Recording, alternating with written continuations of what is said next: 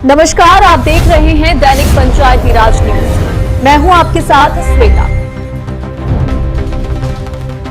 Middle east के मौजूदा हालात और अंतर्राष्ट्रीय स्तर पर बढ़ती अस्थिरता को देखते हुए भारत सरकार द्वारा आवश्यक वस्तु अधिनियम इसेंशियल कमोडिटीज एक्ट को प्रभावी ढंग से लागू करने का निर्णय लिया गया है। बृजमोहन अग्रवाल ने इस कदम को देश की आंतरिक अर्थव्यवस्था और आम नागरिकों के हितों की रक्षा के लिए एक महत्वपूर्ण सुरक्षा कवच बताया है। सांसद बृजमोहन अग्रवाल ने कहा कि वैश्विक परिस्थितियों का सीधा प्रभाव आवश्यक वस्तुओं की उपलब्धता और कीमतों पर पड़ सकता है। ऐसे में केंद्र सरकार द्वारा लिया गया ये निर्णय जमाखोरी और कालाबाजारी पर नियंत्रण रखने के साथ आम नागरिकों को राहत देने में सहायक होगा। अटल वयो अभ्युदय योजना के तहत बनेंगे वरिष्ठ नागरिक गृह। सांसद बृजमोहन अग्रवाल ने बताया कि केंद्र सरकार की अटल वयो अभ्युदय योजना के तहत छत्तीसगढ़ के 30 जिलों में वरिष्ठ नागरिक गृहों का निर्माण किया जाएगा। उन्होंने कहा कि राज्य के प्रत्येक जिले में सरकार और गैर सरकारी संगठनों के सहयोग से बुजुर्गों के लिए आवश्यक सुविधाएं सुनिश्चित करने का प्रयास किया जाएगा। इस विषय पर संसद में चर्चा के दौरान BL वर्मा ने बताया कि केंद्र सरकार देश के वृद्धजनों के कल्याण के लिए पूरी तरह प्रतिबद्ध है। उन्होंने कहा कि छत्तीसगढ़ में 30 ऐसे जिले चिन्हित किए गए हैं जहां इस योजना के तहत अभी तक ऐसी सुविधाएं उपलब्ध नहीं हैं। 2050 तक दोगुनी हो सकती है बुजुर्गों की आबादी। Ministry of social justice and empowerment के अनुसार भारत में बुजुर्गों की आबादी तेजी से बढ़ रही है। वर्ष 2022 में जहां ये आंकड़ा करीब 10.5% था, वहीं 2050 तक ये लगभग 20.8% तक पहुंचने का अनुमान है।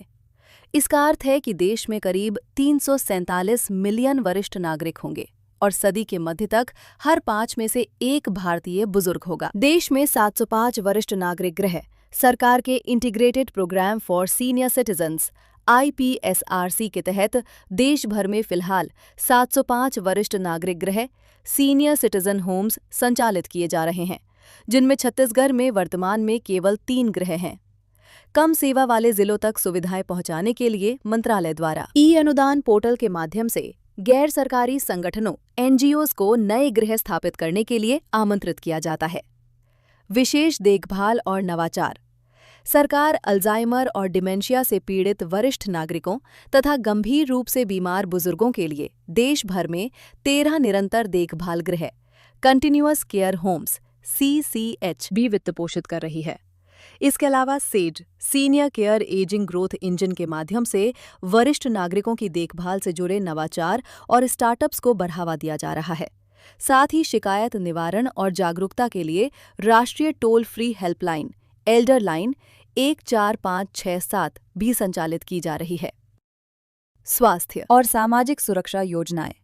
Ministry of health and family welfare द्वारा संचालित national programme for health care of the elderly NPHCE के तहत प्राथमिक स्वास्थ्य केंद्रों में साप्ताहिक जेरियाट्रिक क्लिनिक तथा जिला अस्पतालों में 10 बेड वाले विशेष वार्ड उपलब्ध कराए जा रहे हैं। इसके साथ ही नेशनल सोशल असिस्टेंस प्रोग्राम के माध्यम से गरीबी रेखा से नीचे BPL जीवन यापन करने वाले वरिष्ठ नागरिकों को 200 से 500 रुपए तक मासिक पेंशन प्रदान की जाती है।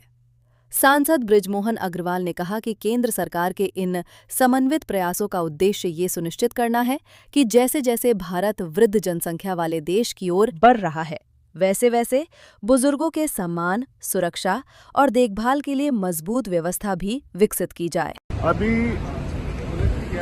जो मिडिल ईस्ट का युद्ध चल रहा है, उस युद्ध में भारत में किसी भी प्रकार की किसी को कोई तकलीफ नहीं हो और कोई ऐसे लोग जो भारत में इस युद्ध का फायदा उठाकर वस्तुओं की कमी को पैदा कर और उसके रेट बढ़ाकर गलत काम ना करें। और इसके लिए भारत सरकार ने भारत देश के नागरिकों की सुरक्षा के लिए और उनको सभी चीज़ें आसानी से उपलब्ध हों, इसके लिए एसेंशियल कम्युनिटी एक्ट लागू किया है। किसी को डरने की जरूरत नहीं है, किसी को घबराने की जरूरत नहीं है। भारत का नेतृत्व एक ऐसा नेतृत्व है जो भारत की जनता को कभी भी किसी भी मामले में परेशान नहीं होने देगा और इसीलिए ये एक्ट लागू किया गया है कि गलत तत्व इसका फायदा ना उठा पाए। वेस्ट एशिया में जो वॉर सिचुएशन चल रहा है, उसमें भारत की स्थिति के बारे में बताएं। देखिए, भारत की स्थिति के बारे में, भारत के लोगों के बारे में, वार के बारे में भारत का क्या स्टैंड है, इसको विदेश मंत्री जयशंकर प्रसाद जी ने स्पष्ट रूप से बता दिया। अगर वो इसी पे चर्चा करना चाहते थे तो विपक्ष को अधिकार है इसके ऊपर में रिएक्शन देने का, वो रिएक्शन दे सकते थे। परंतु लगता है कि विपक्ष अपना ही मूव या विश्वास प्रस्ताव उन्होंने अध्यक्ष जी के खिलाफ लाया, वो आज प्रिंट हुआ है, बिजनेस में है, उसके ऊपर में चर्चा से क्यों भाग रहे हैं? आपका ही मोमेंट है, आपने ही अविश्वास प्रस्ताव लाया है। माननीय अध्यक्ष महोदय ने उच्च परंपराओं का पालन कर और वो चेयर पर नहीं आ रहे हैं जब तक कि इस प्रस्ताव का निराकरण नहीं हो जाएगा।